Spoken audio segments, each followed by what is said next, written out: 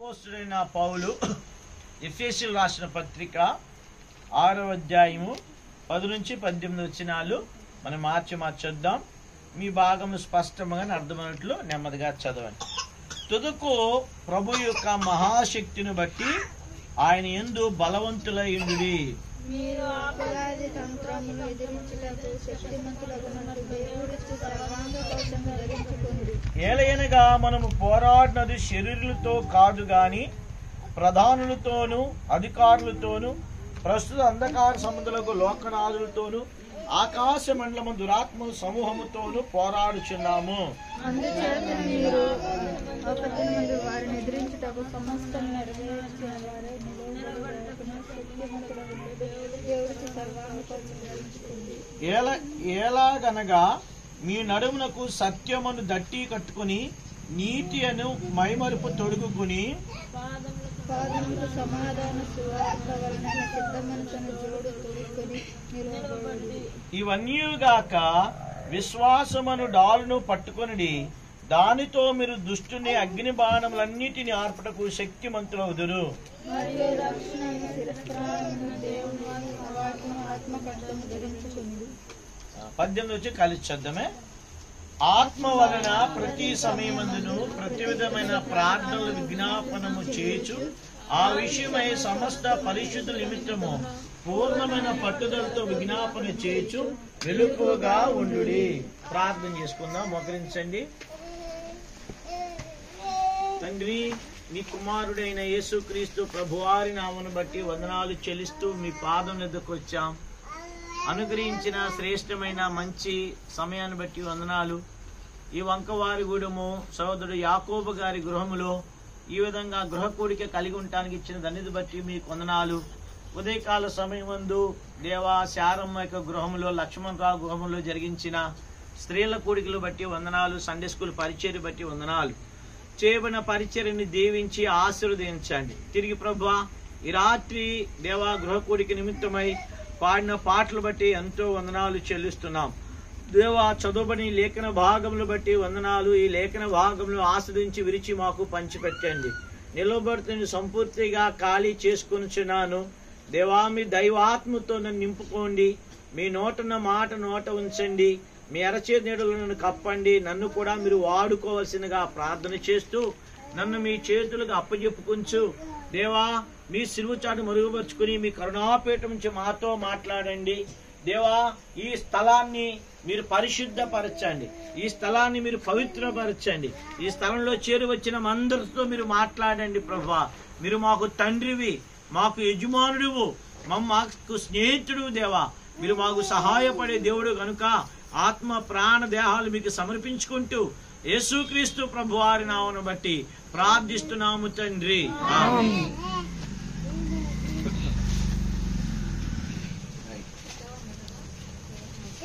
ఇక్కడ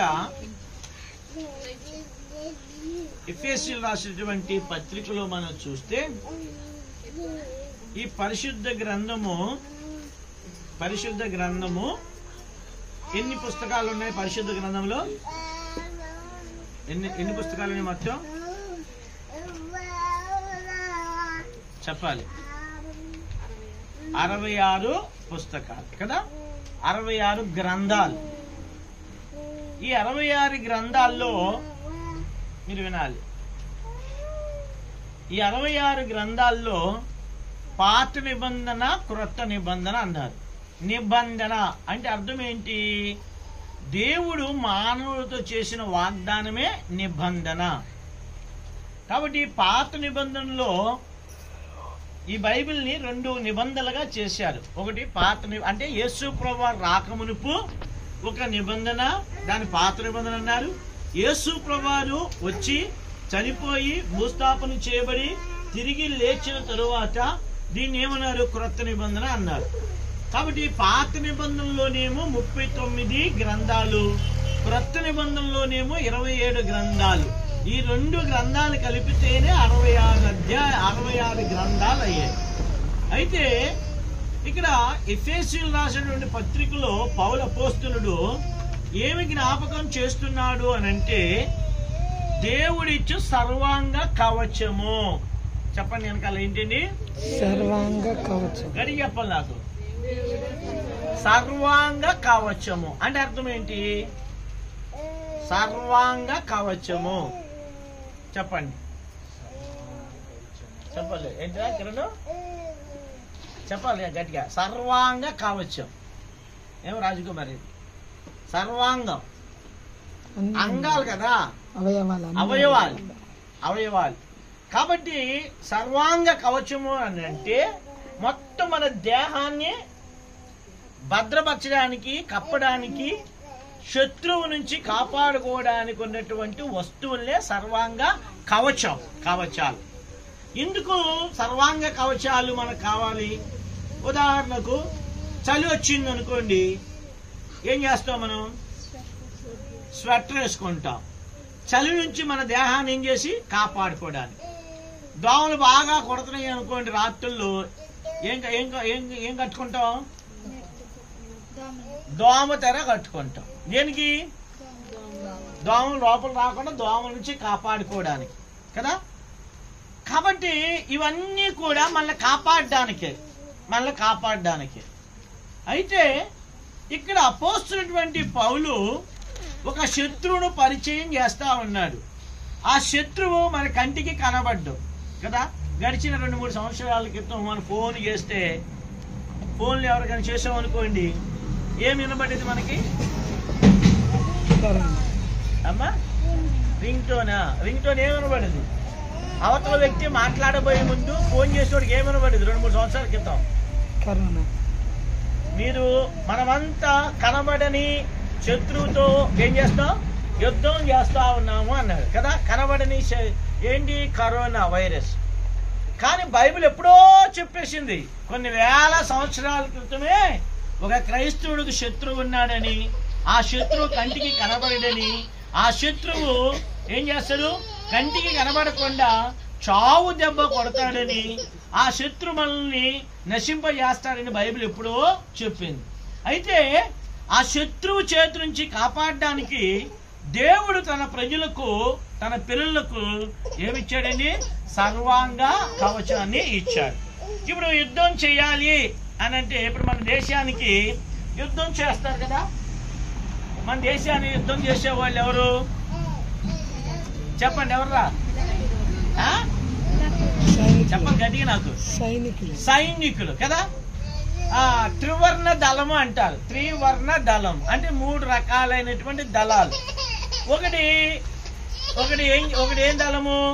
భూమి మీద యుద్ధం చేసేటువంటి మిలిటరీ. రెండవది ఏంటి? న్యావీ ఎక్కడ యుద్ధం చేస్తారు? సముద్రంలో యుద్ధం చేస్తారు. అలాగే మూడవ దళం ఏంటి?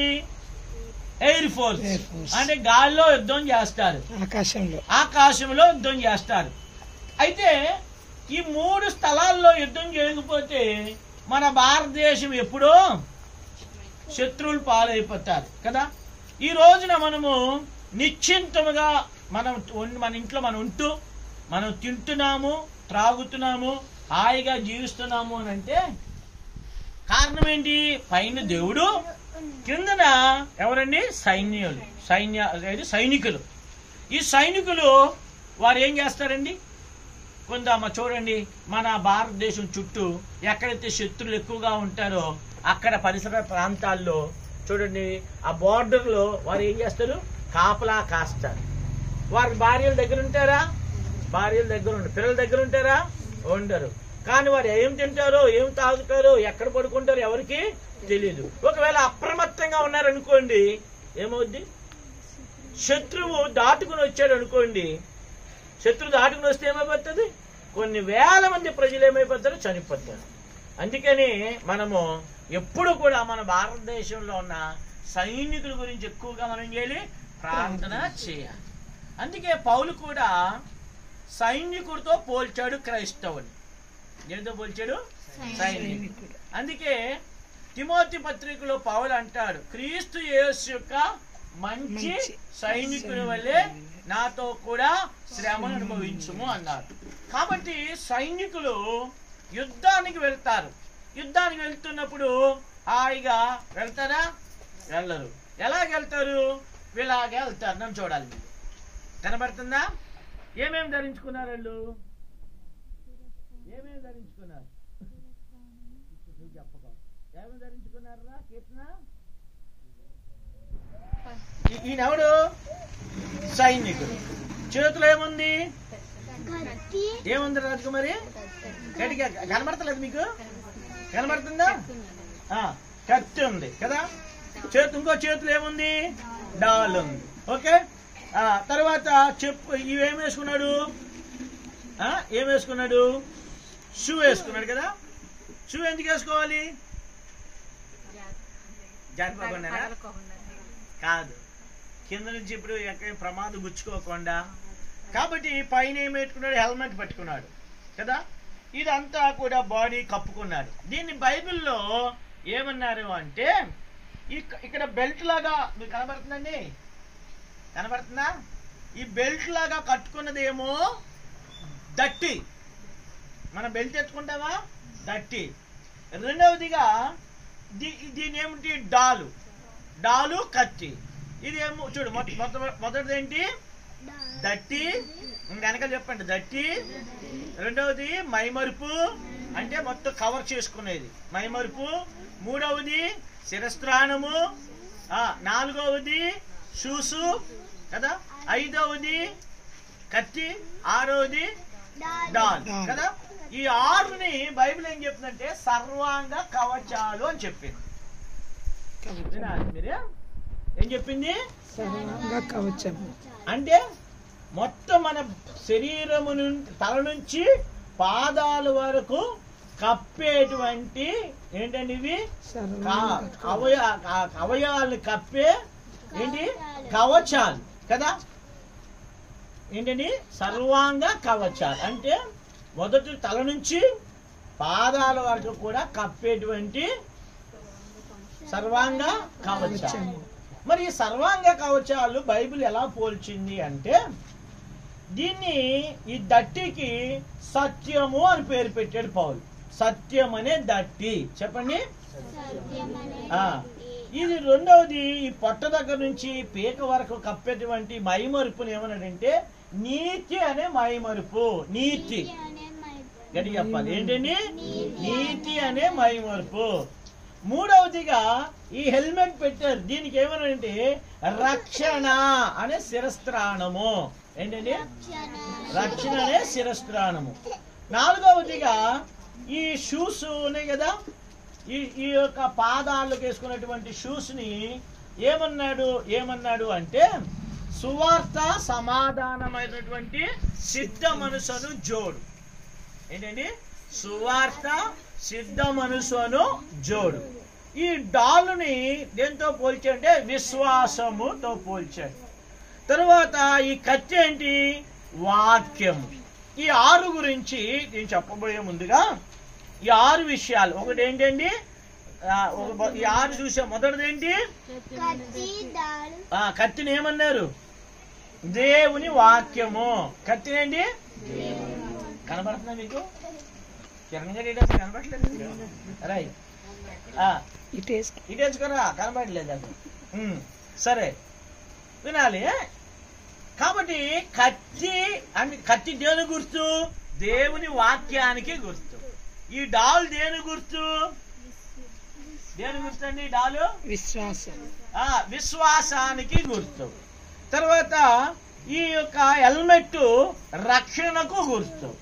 మరి ఇక్కడ నుంచి ఇక్కడ కప్పుకునే మైమరుపు నీతి.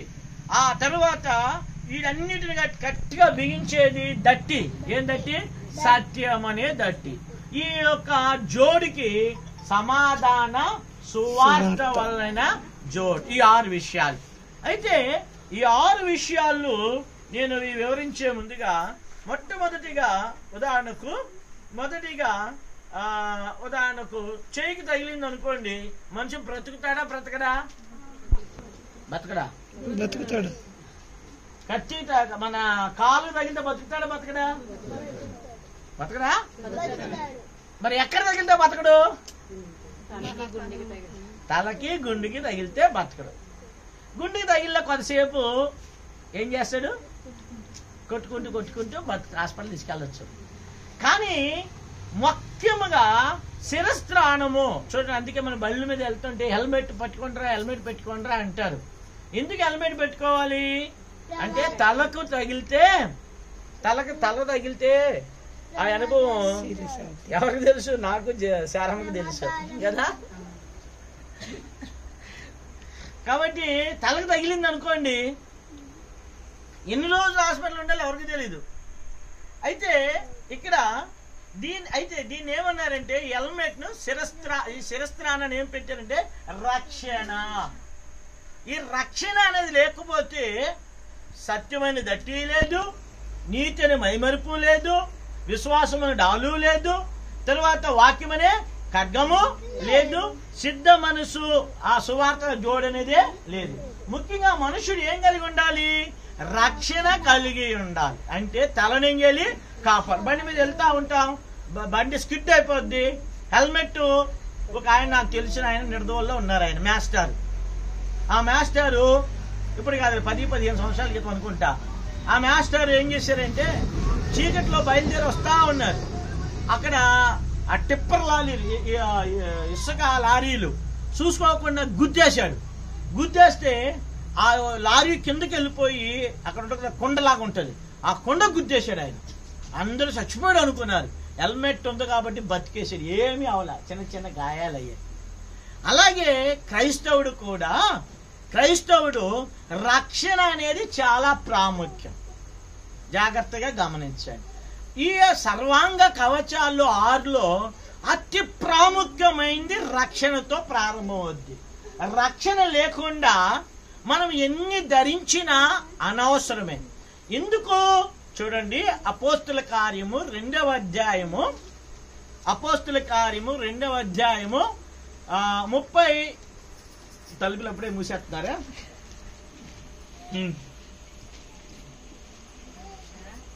ఏం చేస్తాం అక్కయ్య గారు, ఆ తలుపులు మన మాట వినట్లేదు. కొన్ని తలుపులు ఉంటే ఆ తలుపు తీస్తుంటారు, బర్రం వచ్చేస్తుంది, మళ్ళీ తీస్తే మళ్ళీ వచ్చేస్తుంది. ఏం చేస్తాం? కాబట్టి అపోస్తుల గారు 2వ అధ్యాయము 38వ వచనం చదవండి. చదవాలి, త్వరగా చదవండి. అపోస్తుల కార్యములు 2వ అధ్యాయము తీసుకొని చదవండి రా. వారి మాటలు అక్కడ చదవండి, చదవాలి. అపోస్తుల కార్యములు 2వ అధ్యాయం. పేతురు చూడు, ఆ పైకి చదువు. వారు అడిగారు 30 ఏళ్ళనా? 38 కదా అని చెప్పింది. మరి నాకు తెల్లగా చూస్తానండి. చదవండి 37 చదువు. వారి మాటలు విని హృదయంలో నొచ్చుకుని, సహోదరులారా మేమేమి చేయవలెను? చూడండి, రక్షణ పొందడానికి మేమేమి చెయ్యాలి? చూడండి, రక్షణ చాలా ప్రాముఖ్యమైంది దేవుని పిల్లలకు. రక్షణ లేకుండా అంటే రక్షణ ఏంటి? పాపాలు క్షమించబడుట. కాబట్టి బైబిల్ ఏం చెప్తుందంటే మానవుడి మీద 2 పాపాలు ఉన్నాయి. ఒకటి ఏం పాపము? జన్మ పాపము, రెండవది కర్మ పాపం. కాబట్టి ఈ పాపము మానవుడు ఎక్కడ తీసుకెళ్తుంది? బైబిల్ చెప్తుంది ఏలయనగా పాపంలో వచ్చే జీవితం ఏంటి? మరణము. కాబట్టి మరణము నుండి రక్షించాలి. చూడండి, మన కరోనా వచ్చినప్పుడు ఒక ఆయన ఫేస్బుక్ లో చూసాం, చాలా కోటీశ్వరుడు. కరోనా వచ్చింది. కరోనా వస్తే ఆయన ఒక మంత్రితో చెప్తున్నాడు, హైదరాబాద్ లో ఆయన, అయ్యా పలానా, ఆయన పేరు హరీష్ రావు గారు మంత్రి. ఆయన చెప్తున్నాడు, హరీష్ రావు అన్నా నాకు హాస్పిటల్లో బెడ్లు లేవు, రోజుకి లక్షిస్తా. రోజుకి ఏంటంట? లక్షిస్తా. కాబట్టి నాకు ఒక బెడ్ ఇవ్వమను, నీకు దండం పెడతానంటున్నాడు. ఎందుకు? కరోనా నుండి రక్షణ పొందడానికి కదండి. మనం అందరం కూడా శానిటైజర్ చేసుకున్నాం, ఎంతో భయంతో ఉన్నాం. కానీ దేవునామ స్తోత్రములు, దేవుడు మనల్ని అక్కడ నుంచి ఏం చేశాడు? మనకేం తగలకుండా దేవుడు మనల్ని కాపాడాడు. అయితే అలాగే పాపము నుండి విడిపించాలి, పాపము నుండి మనం రక్షణ పొందాలి. అందుకనే ఇక్కడ పేతురు దగ్గరకు వచ్చి అడిగారు, అయ్యలారా రక్షణ పొందాలంటే మేమేమి చెయ్యాలి? చూడండి, జాగ్రత్తగా గమనించండి. యేసుక్రీస్తు ప్రభువారిని నీ స్వంత రక్షణగా అంగీకరించకుండా మన జీవితాలు ఎంత గడిపినా, ఒక దినం బైబిల్ చెప్తుంది, ఒక మనుషుడు లోకమంతయు సంపాదించుకుని తన ప్రాణం పోగొట్టుకుంటే వానికి ఏమి ప్రయోజనం లేదు. కాబట్టి దేవుని పిల్లారా, దేవుడు నిన్ను దీవించి ఆశీర్వదించాలి అంటే, దేవుడు నిన్ను ఆ అభివృద్ధిలో తీసుకురావాలంటే మొట్టమొదటిగా నువ్వు రక్షించబడాలి, నీ కుటుంబం రక్షించబడాలి. కాబట్టి వారు అడిగారు, వారు వచ్చి అన్నారు, అయ్యలారా మీరు రక్షణ అంటున్నారు కదా, మీరు రక్షణ పొందాలంటే, ఈ తీర్పులో నుంచి బయటికి రావాలంటే, ఈ శాపములో నుంచి బయటికి రావాలంటే మేమేం చెయ్యాలి? అప్పుడు పేతురు అన్నాడు, చదువు ఏం చెప్పాడు? పేతురు ఏమన్నాడు? పేతురు కడమ అపోస్తులు అడుగగా పేతురు చూడండి ఏమన్నాడని, మీరు మారు మనసు పొంది పాప క్షమాపణ నిమిత్తము ప్రతివాడు యేసు క్రీస్తు నామమున ఆ బాప్తిసం పొందండి. జాగ్రత్తగా గమనించండి. ఇప్పుడు మారు మనస్సు, ఈ మారు మనస్సు పొందాలి. అయితే చాలా మంది ఏమంటారంటే, మేము చిన్నప్పటి నుండి క్రైస్తవులమండి మేము అంటారు. కానీ చిన్నప్పటి నుండి క్రైస్తవులైనా, పుట్టు క్రైస్తవులైనా మీరు రక్షణ పొందలేరు. కాబట్టి ఇక్కడ ఏమన్నాడంటే, మీరేమన్నాడు? మీరు మారు మనసు పొంది యేసుక్రీస్తు నామమున మీరేం చేయాలి? బాప్తిసము తీసుకున్నప్పుడు ఆ తర్వాత ఇంకో వచ్చిన కిందకి ఏమన్నాడు? ఇంకా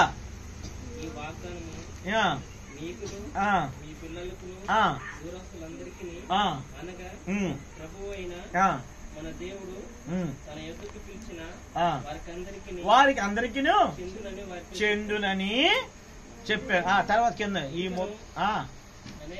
చూడండి, ఇంకా నువ్వు అనేక విధములైన మాటలు చెప్పుచు ఇది రక్షణ ఏంటండి? ఏమన్నాడు అక్కడ? ఈ మూర్ఖులకు ఈ తరము వారికి వేరై రక్షణ పొందండి. మూర్ఖ తరం ఇది కదా. ఉదాహరణకు, అయ్యా నీకు స్వర్గం కావాలంటే 1 కోటి రూపాయలు ఇవ్వరా అంటే మనుషుడు ఏం చేస్తాడండి? అప్పులు చేసుకుని ఏదైనా చేసుకుని పుణ్యం వస్తుందంటే వాడు ఏం చేస్తాడు? ఆ డబ్బులు ఇస్తాడు కదా. ఎవరైనా వచ్చి నీ ఇంటికి శాంతి లేదురా, ఇప్పుడు ఎవడో ఒకడు వచ్చాడు, వచ్చి యాకోబు గారి దగ్గరికి వచ్చి, యాకోబు గారు మీ ఇల్లు బాగోలేదు, ఈ ఇల్లు ఇలాగుంది అలాగుంది, నువ్వు ఇలా మారిస్తే చాలు అలా మారితే చాలు, 2వ రోజు నువ్వు కోటీశ్వరుడు అవుతావు అనగానే ఇల్లు పడగొట్టకపోతే అప్పుడు అడగండి. అంతే కదండి, ఎవరైనా అంతే. అయితే అదే ఉచితంగా ఒకడు వచ్చి, యాకోబు గారు యేసు ప్రభువారిని నమ్మయ్యా, యేసు ప్రభువు నిన్ను ఆశీర్వదిస్తాడు అంటే ఉచితం కదా. ఎవరు దాన్ని ఎవరు తీసుకుంటారా? తీసుకోవాలి. కానీ ఈ మూర్ఖ తరం వారు ఏమనండి, ఈ మూర్ఖ తరం వారికి వేరై రక్షణ పొందండి అన్నాడు.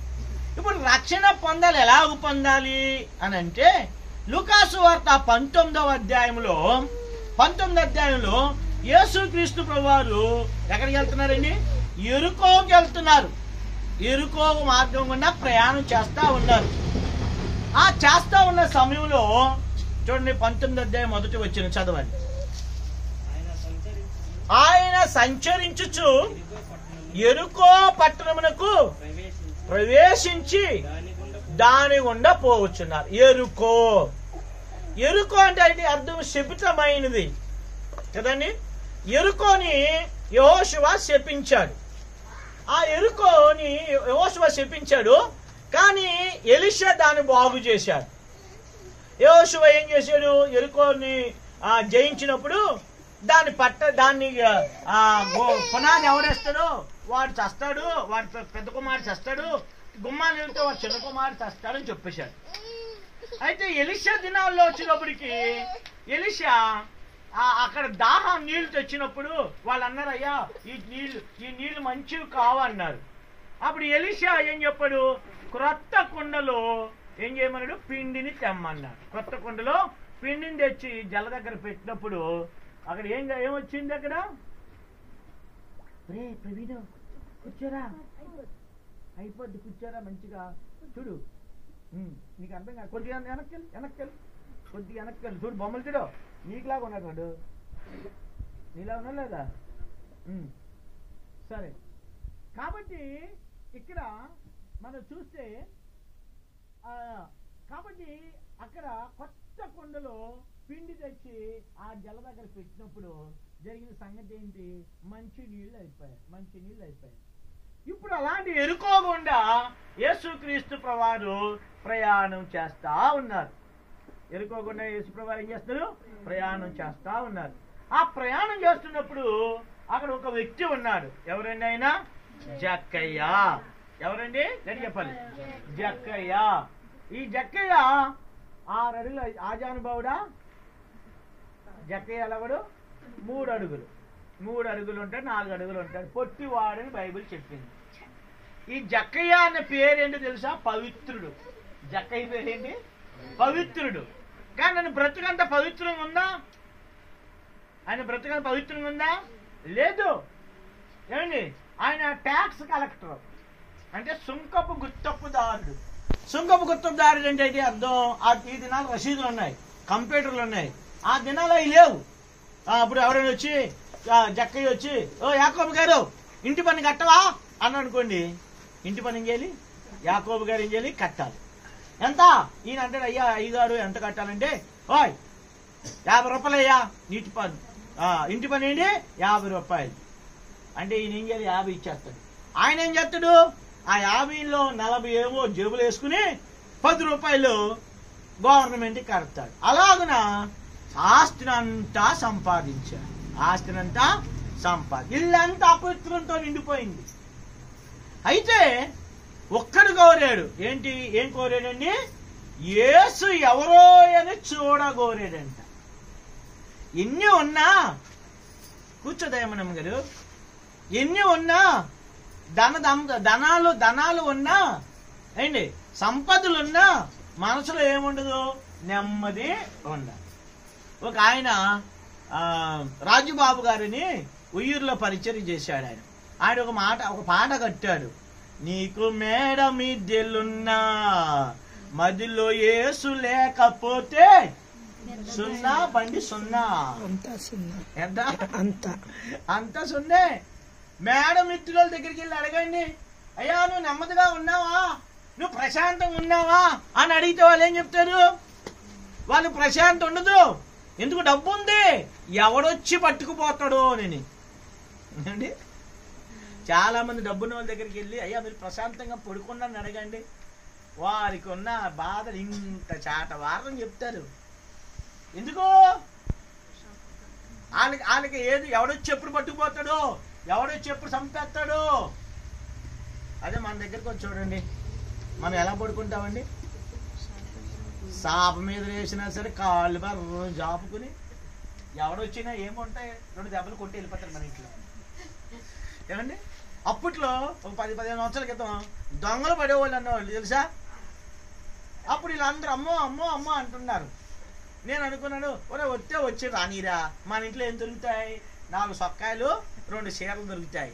లేదు ఆడ చీ అని చెప్పి 2 పీకులు పీకాడు అనుకో, కొట్టేసి ఏం చేస్తాడు? వెళ్ళిపోతాడు. ఏం దొరకవు. కానీ యేసుని కలిగి ఉన్న కారణాన్న, యేసుని ఎవరైతే కలిగి ఉంటారో వారి ఇంటిలో నెమ్మది ఉంటుంది, సమాధానం ఉంటుంది, సంతోషం ఉంటుంది. ఎందుకని? యేసు ప్రభువారు ఎక్కడైతే అడుగు పెడతాడో ఆ ఇల్లు ఆశీర్వదించబడుతుంది. ఎలాగా? కార్లు వచ్చేవి, బంగ్లాలు వచ్చేవి, కానీ నిండు సమాధానం, నిండు సంతోషం. ఎందుకని? యేసుక్రీస్తు ప్రభువారు సమాధానకర్త అయి ఉన్నాడు. యేసు ప్రభువారు ఎవరండి? చెప్పండి. ఇప్పుడు నేను పేడలో బాగా దొర్లి మీ ఇంటికి వచ్చాను అనుకో, ఏ కంపు వస్తుంది? మంచి సువాసన వస్తుందా? నేను పందుల వెనకాల తిరిగి తిరిగి తిరిగి తిరిగి వచ్చాను అనుకోండి, ఏ కొంపొస్తుంది కదా. అలాగే యేసుక్రీస్తు ప్రభువారు సమాధానకర్త కనుక ఆయన సమాధానాన్ని వెదజల్లుతాడు. అందుకనే ఆయన ఏ ఇంట్లో అడుగు పెడతాడో ఆ ఇల్లు నెమ్మదితో నిండిపోద్ది. అందుకనే రక్షణ పొందడానికి మొట్టమొదటిగా ఈ జక్కయ్య ఏం ఆశ పుట్టింది. ఏం ఆశ అంటే యేసు ప్రభువారి గురించి విన్నారు కదా. ఏం విన్నాడు యేసు ప్రభువారి గురించి? చచ్చిపోయిన వారిని బతికిస్తున్నాడు అని. తర్వాత రోగాలు ఏం చేస్తాడు? ఆయన బాగు చేస్తున్నాడు. అందుకే ఆయన దగ్గరకు వచ్చిన వాళ్ళు ఎంతో భయంతో వస్తే యేసు ప్రభువారు ఏమనేవాడు? కుమారి, నువ్వు సమాధానంగా నువ్వు వెళ్ళనేవాడు. ఏమండి, రక్తస్రావం గల స్త్రీ 12 సంవత్సరాల నుంచి ఎన్ని హాస్పిటల్లో తిరిగిందండి, కానీ ఏం కాలేదు. బైబిల్ చెప్పింది వైద్యుల ద్వారా తిప్పలు పడిందండి. వైద్యుల ద్వారా ఏం చేయి? తిప్పలు పడి. నేను ఆ తిప్పల గురించి నేను చెప్తాను. నేను వంకవరంలో ఉన్నప్పుడేమో మలేరియా నన్ను పలకరిస్తూ ఉండేది ఎక్కువ. దోమ పుట్టిందంటే మలేరియా. అది మళ్ళీ నేను టాటాలగూడి వెళ్ళేటప్పటికేమో టైఫాయిడ్.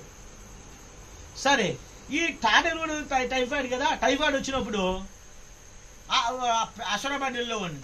అసరాబాద్ వెళ్తే 2 నెలలకి 3 నెలలకి సెలవులు ఎక్కించడమే. టైఫాయిడ్ వస్తే ఒక జ్వరం వస్తే సార్ టెస్ట్ చేస్తే టైఫాయిడ్. ఇలాగ చాలా సార్లు, కనీసం 5-6 సార్లు పైన టైఫాయిడ్ వచ్చింది. ఓసారి టైఫాయిడ్ అని వచ్చారు. చెప్తే నేను జంగారెడ్డి వెళ్ళాను ఎండి గారి దగ్గరికి. ఆయన సార్ నాకు టైఫాయిడ్ అని అన్నాడు. అంటే ఆయన ఎక్కడ దిగి చూసి టైఫాయిడ్ అంటే మీకు తెలుసా అన్నాడు. ఏంటండి అసలు టైఫాయిడ్ అంటే ఎలా కొడుతుంది? 104-105 జ్వరం తొత్తదండి, పొసుకుపోద్ది, ఉండలేరు, నిలబడలేరు, ఇది సామాన్య జ్వరం, పడే అని చెప్పి 4 మాటలు ఇచ్చాడు. దెబ్బకి తగ్గిపోయింది. ఆ నర్సు నాకు టిఫిన్ చేయాలి. అప్పుడు టిఫిన్ చేస్తే కడితే, ఏంటమ్మా మీ డాక్టర్ గారు ఇలా తేల్చిపడేసి అంటే, అసలు మా డాక్టర్ టైఫాయిడ్ పడుచుకోడు. ఆ డాక్టర్ ఏం చెప్పడు తెలుసా? ఒకసారి టైఫాయిడ్ వస్తే 6 నెలలు బాడీ చెకప్ చేసుకున్నా 6 నెలలు మళ్ళీ ఏం చేస్తుంది? టైఫాయిడ్ చూపిస్తుంది అంటారు. ఉందంటదంట. కాబట్టి ఇక్కడ మనము తిప్పలు పడతాం. తిప్పలు యేసుక్రీస్తు ప్రభువారు ఈ యేసు ప్రభువారి దగ్గర రాకమునుపు అనేక తిప్పలు పడిందండి. ఎవరండి?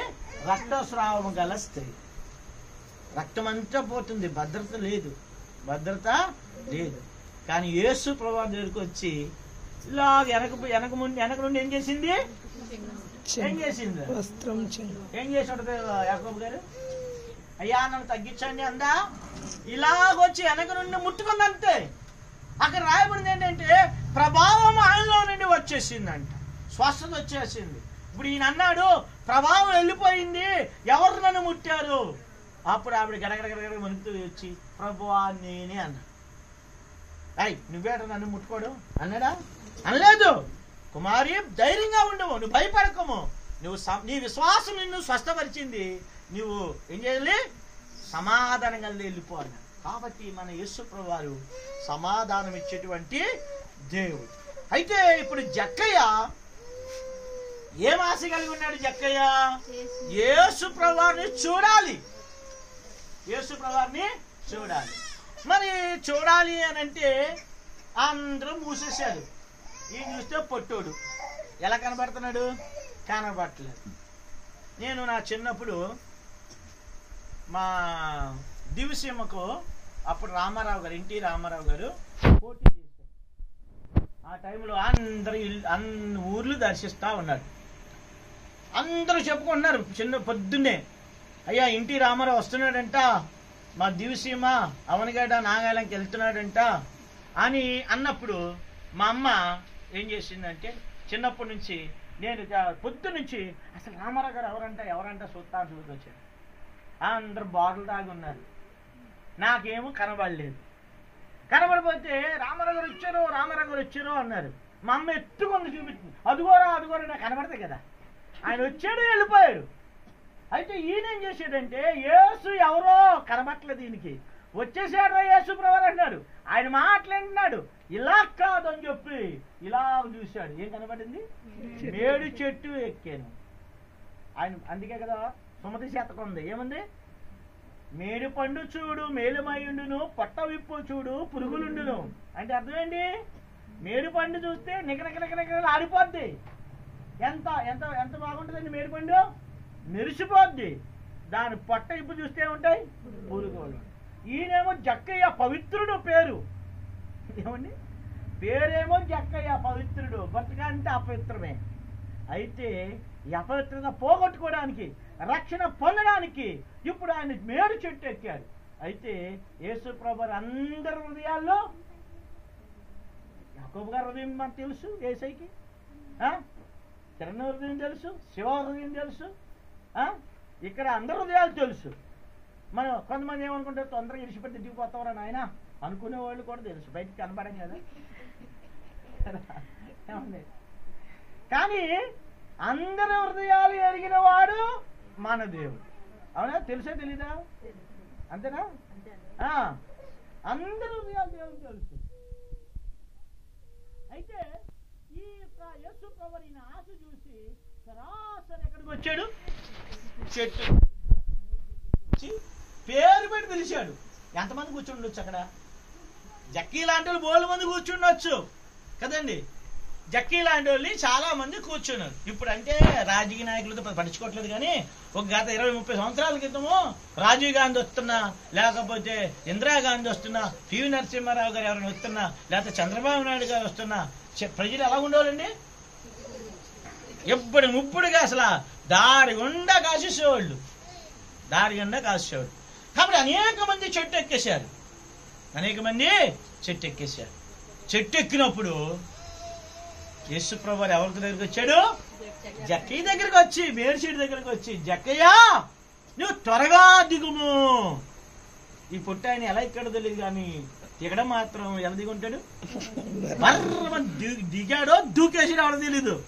ఎందుకు? కంగారులో యేసు ప్రభువారు అందరినీ విడిచిపెట్టి ఇంతమందిలో ఎవరైనా వచ్చి, ఇప్పుడు ఉదాహరణకు మన ప్రధానమంత్రి గారు మోదీ గారు వచ్చి వీళ్ళందరూ అంకురులు అందరిని చూసి అందరిలో ఓ యాకోబు గారు బాగున్నారా అంటే ఆయనకి ఎంత సంతోషం.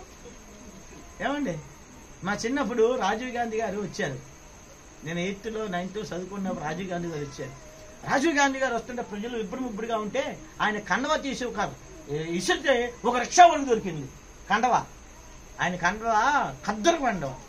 రిక్షా వాడు దొరికితే ఒక ధనవంతుడు ఒరే అమ్మరా అది అమ్మరా అమ్మరా అంటున్నాడు. ఎంతైనా డబ్బులు ఇస్తాను రా అంటున్నాడు. చూసారా? ఆ రిక్షా వాడికి ఏం పెరిగిపోయింది? వాల్యూ పెరిగిపోయింది. దేని బట్టి? ఆ కండవాన్ని బట్టి. అలాగే ఇప్పుడు వాల్యూ పెరిగిపోయింది. దేని బట్టి? యేసు ప్రభువుని బట్టి వాల్యూ పెరిగిపోయింది. అందరూ ఆశ్చర్యపోయారు. ఈయనేట్రా మేమందరం ఎంత 6 అడుగులు 7 అడుగులు 8 అడుగులు ఆజానుభావులు ఉంటే ఈ 4 అడుగులు పొట్టోని పిలుస్తున్నాడు జక్కయ్య. అప్పుడు యేసు ప్రభువు జక్కయ్య నేను జక్కయ్యని పిలవడమే కాదు, నేడు నేను నీ ఇంట ఉండవలసి వచ్చాను. ఇప్పుడు యాకోబు గారితో చెప్పి, యాకోబు గారు ఈ రాత్రికి మేము ఉంటాం, మాకు భోజనాలు వడ్డించాను అనుకోండి. యాకోబు గారు ఏమన్నాడు? ముందు చెప్పొచ్చు కదా సేవకుడు గారు, ఏం చేద్దాం వడ్డిద్దాం, అంతే కదా. తప్పులేదు. ఎందుకంటే ఎవరైనా సరే ఇప్పుడు వచ్చి ఎవరి దగ్గర సరే, అయ్యా మీ ఇంట్లో దగ్గర ఇప్పుడు యాకోబు గారు మా ఇంటికి వచ్చి ఏమండి సేవకుడు గారు మీ ఇంట్లో ఉంటాము అండి అంటే అన్నం ఉండాలి కదా, ముందు చెప్పొద్దేంటి అంటాం కదా. కానీ జక్కయ్య అలా అనలేదు. జక్కయ్య సంతోషంతో యేసుని ఏం చేశాడు? ఆహ్వానించాడు, స్వీకరించాడు. ఆ ఇంటికి తీసుకొస్తున్నాడు. ఈయనకేమో అడిగిపోతుంది. ఎందుకని? యేసు ప్రభువు లాంటి ఒక గొప్ప వ్యక్తి ఒక సామాన్యమైన జగ్గయ్య ఇంటికి వచ్చేస్తుంటే జక్కయ్య ఆనందం తట్టుకోలేకపోతున్నాడు.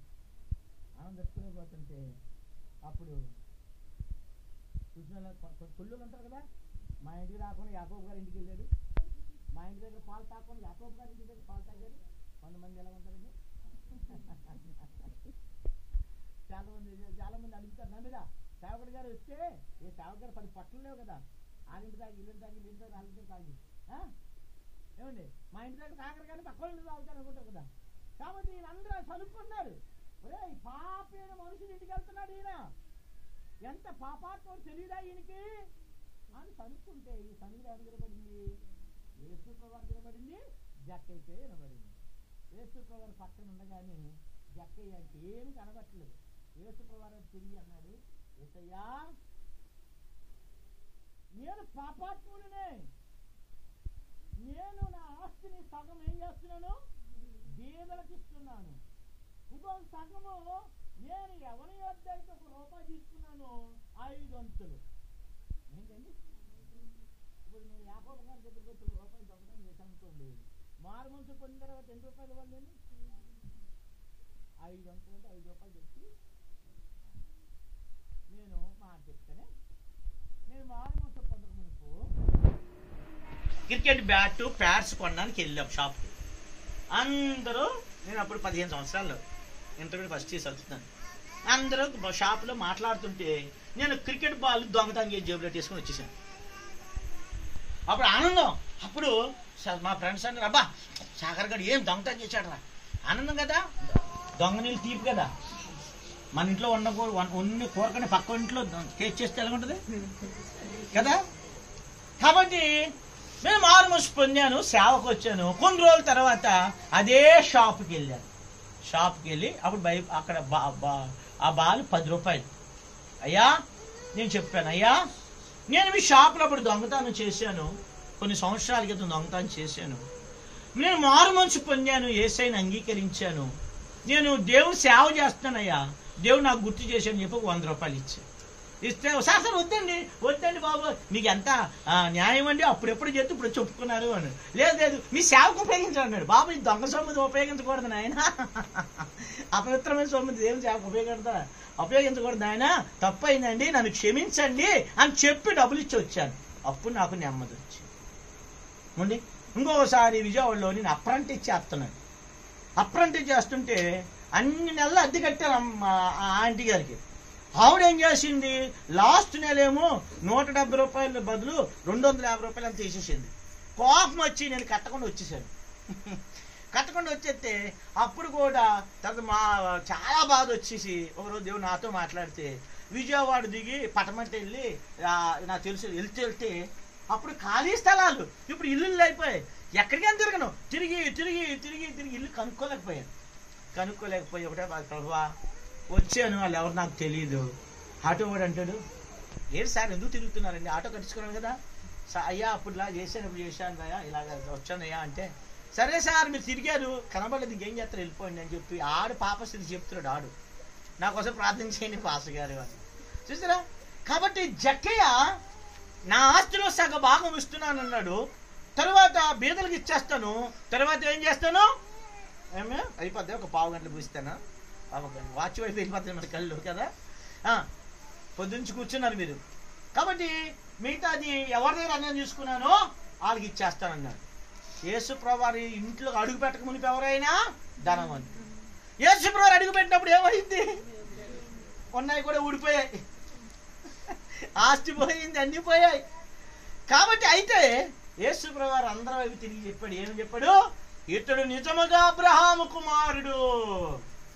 ఎవరు కుమారుడు? అబ్రహాము జీవితం దగ్గరకు వచ్చేప్పుడు అబ్రహాముగా చేయబడ్డానికి 25 సంవత్సరాలు పట్టింది అబ్రహాం జీవితం. కానీ అబ్రహాము కుమారుడిగా చేయబడ్డానికి జక్కయ్యకి ఎన్ని సంవత్సరాలు పట్టిందండి? ఒక్క నిమిషం. అప్పుడు వెంటనే యేసయ్య అన్నాడు, నేడు ఇంటికి రక్షణ వచ్చింది. అది రక్షణ. అందుకే జక్కయ్య ఏం పెట్టుకున్నాడు ఇప్పుడు, రక్షణ శిరస్త్రాణం. అది ఎవరికే కనబడదు.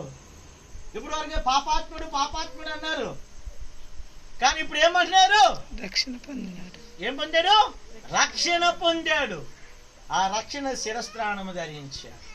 కాబట్టి నా ప్రియమైన సోదరులాగా యేసు ప్రభువుని స్వంత రక్షకుడిగా మనం అంగీకరించినప్పుడు ఈ రక్షణ అనే శిరస్త్రాణము మనం దేవుడు పెడతాడు. అప్పుడు ఈ శిరస్సు శత్రువు చేతుల నుంచి ఏం చేస్తుంది, కాపాడబడు.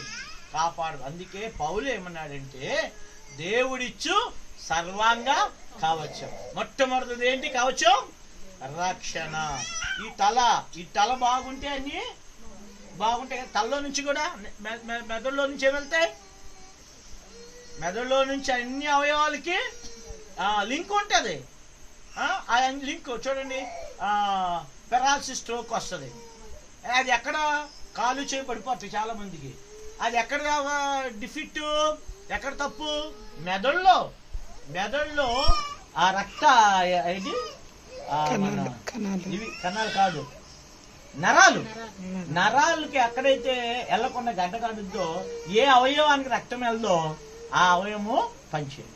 అలాగే ఈ తల చాలా ప్రాముఖ్యమైనది. చేయి దెబ్బ తగిలినా తర్వాత బాగు చేసుకోవచ్చు, కానీ మెదడుకి ఏం చేయి తగలదు. అలాగే శత్రువు ఎక్కడ కొడతాడంట? తల మీద కొడతాం. తల మీద మన పావుని ఎక్కడ కొడతాం చెప్పండి? పావుని ఎక్కడ కొడతాం?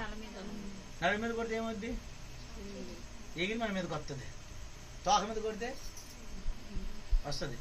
కాబట్టి అలాగే శత్రువు కూడా మనల్ని చంపటానికి తల మీద, అందుకే కాపాడడానికి యేసు ప్రభు రక్షణనే శిరస్త్రాణము ఇచ్చాడు. కాబట్టి ఈ రక్షణను పొందకపోతే మనం దేవుని పిల్లము కాలేము. మొట్టమొదట రక్షించబడాలి. కాబట్టి అందుకే అపోస్తుల కార్యములో మనం 2వ అధ్యాయంలో 37వ వచనంలో చూసాము. అలాగే లూకాసు వార్త 19వ అధ్యాయంలో మనం చూసాం. ఈ 2 అధ్యాయాల్లో వారు అడిగారు, అయ్యలారా రక్షణ పొందాలంటే నేనేమి చేయాలి? వాళ్ళు ఏమన్నారు? ఈ మూర్ఖతరం వారు ఏమన్నారంటే మారు మనసు పొంది యేసుక్రీస్తు నామమున ఏం పొందాలి? బాప్తీసము పొందండి అన్నారు. తర్వాత ఏం చెప్పారంటే ఈ మూర్ఖతరం వేరే రక్షణ పొందండి. కాబట్టి జక్కయ్య ఈ మూర్ఖతరం వేరే ఏం పొందాడు? రక్షణ పొందాడు. కాబట్టి అందుకే సైనికుడికి హెల్మెట్ ఎంత అవసరమో క్రైస్తవుడికి కూడా రక్షణ అనే శిరస్త్రాణము అవసరం. చూడండి, ఈ రక్షణ శిరస్త్రాణము ఏం కాపాడుతుంది? తలను కాపాడుతుంది.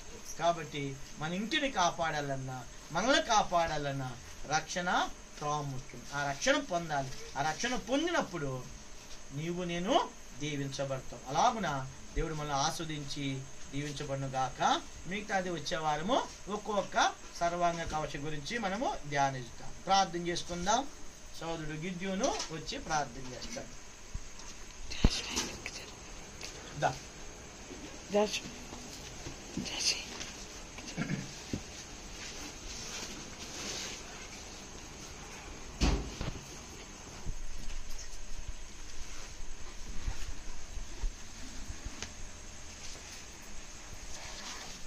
ప్రేమించండి. సర్వాధికారి మీ ఘనమైన శ్రేష్టమైన పరిశుద్ధమైన పూజనీయమైన ఉన్నతమైన మహిమ ప్రాణం పట్టి నామమైన స్తోత్రాలు చెల్లిస్తున్నాను తండ్రి.